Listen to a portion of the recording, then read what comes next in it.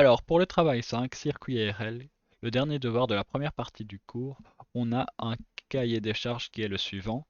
Proposer un circuit ARL qui contient au moins une source de tension, une source de courant, 5 résistances, une inductance et un interrupteur qui se ferme ou s'ouvre en t égale 0. Donc, on doit proposer un circuit qui n'est pas trop simple, il faut faire attention. Et ici, de ne pas mettre l'inductance en série avec une source de courant ou en parallèle avec une source de tension, ce qui rendrait l'exercice un peu inutile. On a aussi un schéma qu'il faut résoudre et comme vous pouvez le voir, c'est exactement le même que celui du travail 4, circuit RL, mais il y aura quelques différences, notamment ici on demande de calculer le courant en t est inférieur à 0. Et c'est normal parce que la table des formules est différente.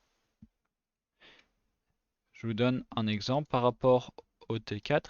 Ici, la tension aux bornes de l'inductance est donnée par la relation L fois IL'. Donc ça, ici on voit que c'est la dérivée du courant et non la dérivée de la tension. Donc vous voyez, il y a une différence entre circuit RC et RL et il faut se souvenir que c'est un peu l'inverse. Mais commençons donc par le début.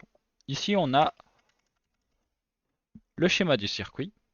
Donc ici j'ai mis 5 résistances et on peut voir que R5 et R4 sont en série car ils sont parcourus par le même courant et on peut donc simplifier le circuit de cette manière.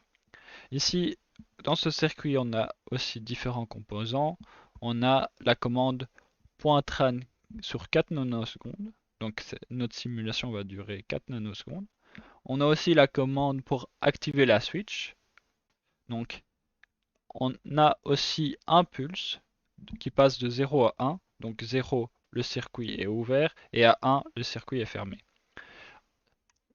Cela va se produire à 2 nanosecondes et le clapet va se fermer en 1 picoseconde et il va s'ouvrir en 1 picoseconde.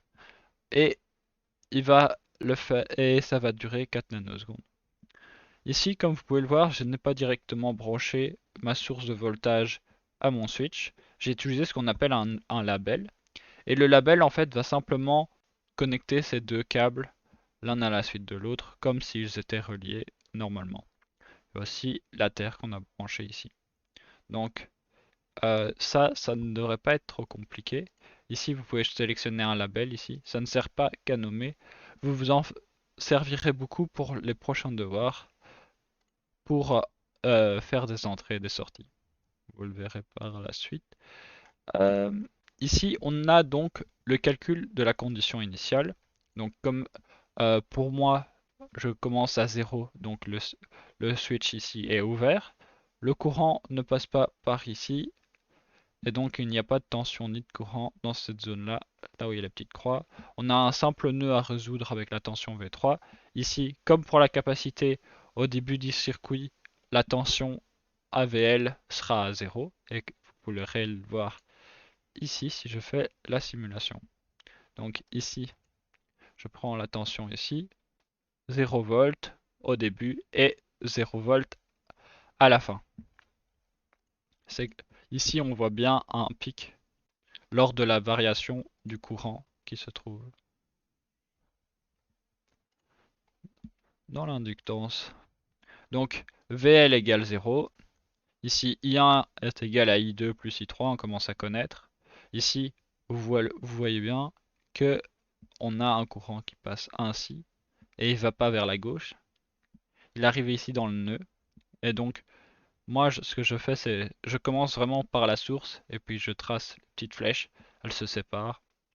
Comme ça, on voit. Et les petites flèches rappellent, ici, c'est pour indiquer le sens de la tension. Donc ici, on va devoir effectuer l'opération V3 moins ground. Ici, par exemple, on devra faire, ici, la petite flèche, elle est là, V3 moins VL, ainsi de suite. Donc on résout le nœud, ça on commence à connaître. On obtient donc la condition initiale que le courant, donc ici on essaye d'obtenir le courant qui passe par l'inductance et non le voltage contrairement au circuit RC. Le courant initial traversant l'inductance est donc I3 qui est égal à 1.3.35.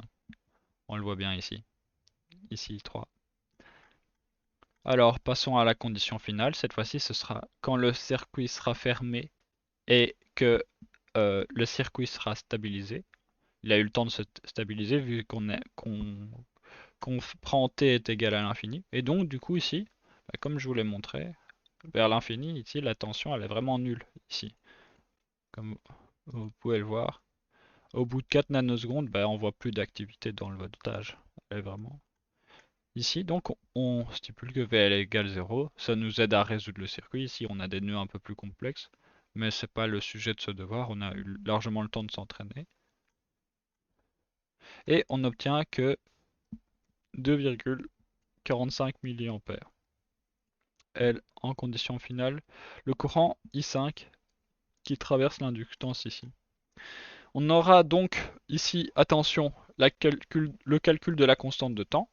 Donc ici, la différence c'est que taux s'exprime par la valeur de l'inductance divisée par la résistance équivalente et non par la valeur de la capacité fois la résistance équivalente. Donc faites bien gaffe, c'est piégeux. Donc les constantes de temps sont différentes pour les circuits RC et RL. Ici, la résistance équivalente, elle se calcule toujours de la même manière. Donc on peut toujours se faire avoir. Ici, quand on a une source de voltage, c'est remplacé par un fil. Et quand on a une source de courant, c'est remplacé par un trou. Donc ici, vous pouvez voir que si on remplace par un trou, le courant, ben, comment il fait? Ben, il peut pas passer, donc il n'y a pas de tension. Donc ici, hop, ça, il n'y a rien qui se passe. La résistance R1, on la supprime du circuit. Et du coup, on n'a plus que R2, R3 et R4 à prendre en compte pour la résistance équivalente. On aura R2 qu'on mettra en parallèle avec R3. Et ici, du coup, ce qui nous donne ici 3000, 3000 en parallèle. Et puis après, comme vous pouvez le voir, si on déplace R2 à R3 ici, et qu'on remplace R3 par du coup 3000, 3000 ohms comme résistance, et ben on verra que le circuit ici devient plus qu'un carré où on voit que le courant en fait il passe par il passe par R3 et R4 et on aura donc ces deux résistances en série.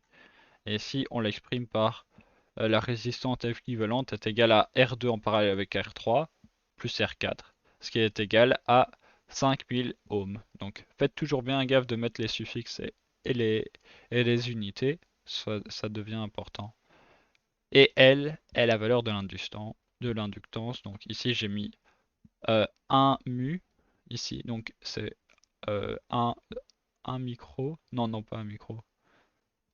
C'est 10 exposant moins 6. Euh, alors, et ici, du coup, on obtient toujours bien des secondes. 0,2 nanosecondes. Une fois qu'on a la calcul de la constante de temps, là, on peut y aller. Ici, j'ai fait la, la démonstration, mais on n'est pas vraiment obligé. Ici, on a l'équation différentielle du premier ordre pour calculer le courant dans l'inductance. Ici, par rapport à un circuit RC, comme je vous l'ai dit au début de cette vidéo, ici on devrait calculer pour un circuit RC euh, le voltage, donc la tension en borne. Mais là, comme on est pour un circuit RL, on calcule le courant qui traverse. On essaye de trouver l'expression qui traverse l'inductance qui est ici. L'expression du courant ah, qui traverse l'inductance, oui. Alors, on a du coup nos deux conditions, celle initiale et celle finale, que l'on peut à présent mettre en système d'équation. Voilà, comme ainsi. Et puis après, pareil qu'au devoir sur le RC, grâce à la relation 5.2, on peut exprimer B en termes de A, ce qu'on fait. Ici, on n'est pas obligé tout le temps de faire la démonstration. Donc retenez que c'est comme ça qu'on fait, mais généralement, on passe direct à l'étape B est égale à ici, la valeur ici initiale, moins A, ainsi de suite. C'est vraiment pour bien comprendre les étapes que je les ai mises. Et du coup, on passe à la partie intéressante. Ici, comme on est avec des millis, des K et des micros, ben, on obtient des unités. Et dans mon devoir précédent, ici, je n'obtenais pas un x10 exposant moins 3. Mais ici, on manipule toujours bien des milliampères ici.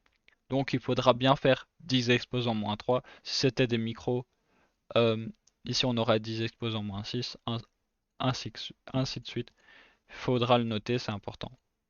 Et du coup, ici, au lieu de mettre 2,45 fois 10 exposant moins 3, moins 1, ben, j'ai distribué ici.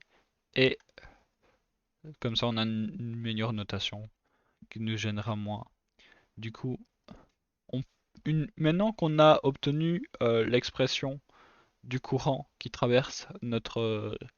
euh, qu'on obtient l'expression du courant dans l'inductance en fonction du temps, eh ben, on peut vérifier nos résultats. Donc c'est comme ça, c'est une étape importante de bien vérifier, comme ça on sait qu'on ne s'est pas trompé. Et ici, ben, là je calcule d'abord moins t sur taux pour simplifier les notations ici. On obtient moins 0,5. Donc ici là, comme taux c'est 0,2 nano, ben, c'est fois 10 exposant moins 9. Et pareil ici, ici on a choisi que t est égal à 0,1 nanoseconde. Donc ici on aura au final plus que moins 0,1 divisé par 0,2, ce qui fait 0,5. Voilà. Et du coup, ben, on remplace dans l'expression qu'on a trouvé. Et on obtient 1,7 mA. Et si on regarde bien ce graphe, si on regarde bien la fonction dans les yeux, ici on trouve 1,7 mA. Ce qui est correct. Alors, du coup, on va devoir de nouveau faire une dérivée pour avoir le calcul de la tension en borne de l'inductance. Donc, pour un circuit RC, ici, on aurait dû calculer le courant, mais comme on est dans un circuit IRL, vous l'avez compris maintenant, on doit obtenir la tension lorsqu'on fait la dérivée. La formule, c'est l'inductance fois ici la dérivée, ici, où L est la valeur de l'inductance et ILT' est la dérivée de la fonction qui donne le courant de l'inductance en fonction du temps. Voilà. Et après, la dérivée, comme je vous l'ai dit, ici, du coup, on a toujours, euh, oui, on a toujours cette exponentielle qu'on doit dériver. Ici, ici on est à, ici comme ça, c'est une constante, on s'en soucie pas. Ici aussi, c'est une constante, donc on s'en soucie pas. Mais celle-là, on va la supprimer et celle-là, on va la garder. Et puis ici, on a un moins. Et ici, comme on a un moins t sur taux, faut se souvenir que du coup, moins et moins, ça fait plus. Du coup, on aura ici, quand on dérive u, donc on a e exposant u ici, et ben c'est u' fois e exposant u. Et ici, u', c'est moins 1 sur taux. Donc du coup, on a 1,115 sur taux fois e exposant moins t sur taux comme expression. Ici, je l'ai donc noté ici. 1,1.5 divisé par taux fois e exposant moins t sur taux, 10 exposant moins 9. Ici, là, j'ai essayé de vraiment avoir une notation concise. Mais une fois qu'on a dérivé ça, pour t égale 0,1 seconde, on va pouvoir tester sur le circuit. Donc, hop, ici, on aura moins t sur taux, qui sera toujours égal à moins 0,5. C'est la même idée que tout à l'heure. Alors on remplace dans le calcul et on obtient cette fois-ci des volts, parce qu'on cherche des volts. Donc surtout, dans votre graphe, quand vous faites les vérifications, vérifiez toujours que vous comparez par rapport à des volts ou par rapport à des ampères. Parce que moi, ça m'est arrivé de me dire, oh, mais c'est pas du tout la bonne valeur, alors que ici, ça c'était exprimé en volts, alors que je cherchais pour du courant et vice-versa. Quand on a la tête dans les calculs, on ne réfléchit toujours, on oublie les choses élémentaires. Et au final, on a vraiment la simulation du circuit. Ici, on observe bien l'exemple d'un circuit transitoire où la tension et le courant évoluent en fonction du temps. Donc c'est un beau graphe qu'il faut absolument obtenir. Et pour obtenir ce graphe, essayez de bien mettre des K, des milli et des micros. J'ai remarqué que ça marchait bien. Aussi, euh, vous pouvez voir que on a ce graphe-là qui se forme. Et en fait, ici, on voit que l'énergie est transférée, enfin le courant est transféré de la capacité à la résistance, de l'inductance à la résistance. Ici, vous pouvez aussi l'inclure dans vos résultats. On a donc la conclusion habituelle. Les résultats obtenus sont en adéquation avec ceux obtenus lors de la simulation LT-Spice.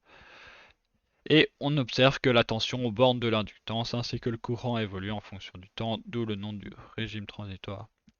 Ce sera tout pour cette première partie de ce cours.